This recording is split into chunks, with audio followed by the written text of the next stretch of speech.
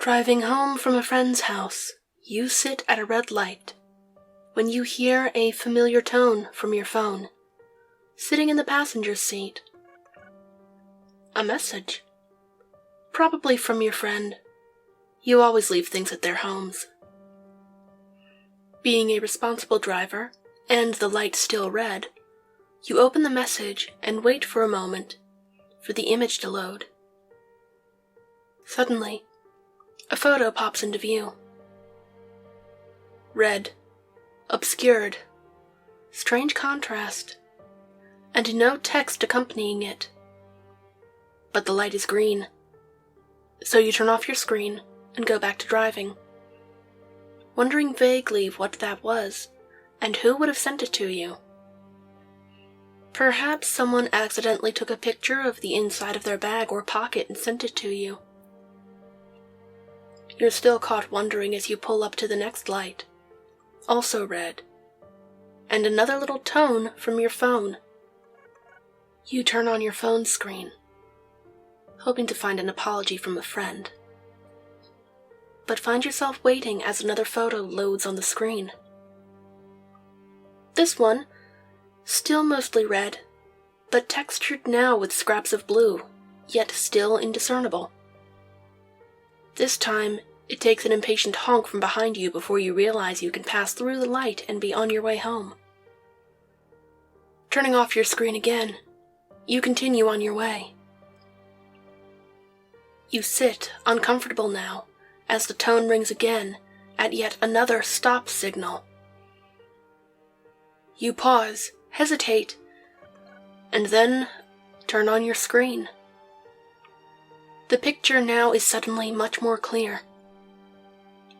That scrap of blue seems to be the ragged edge of a bit of denim, half blood-soaked and laying across a pile of entrails, torn straight through the back of a human torso. You can only see from the bottom of the shoulder blade to the tops of the thighs, but it's unmistakably human. Blue-white spinal bone, smeared in blood, tubes of intestine trailing out behind ragged-looking spinal tissue and going out of the frame of the picture. You choke back, a throat full of bile, and throw the phone into the passenger seat. Happy to be on your way again, and dreading the knowledge that you won't be able to not look as you hear that tone again.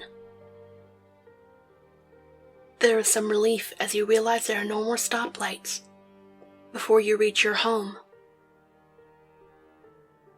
But as you pull up to that red stop sign, the bottom of your stomach drops out and you feel a cold sweat build on the back of your neck. You have already picked up the phone, even before the telltale little tone has told you there is a message. The cell vibrates in your hand as you open your screen, your mind gone on autopilot, driving home with your eyes on the screen as the newest photo loads. Intestines piled almost artistically to the side of the body. Scalp ripped free and no hair discernible, and that sickening contrast of darkening red on blue. For some reason, you expected that, even as you taste bile on the back of your tongue.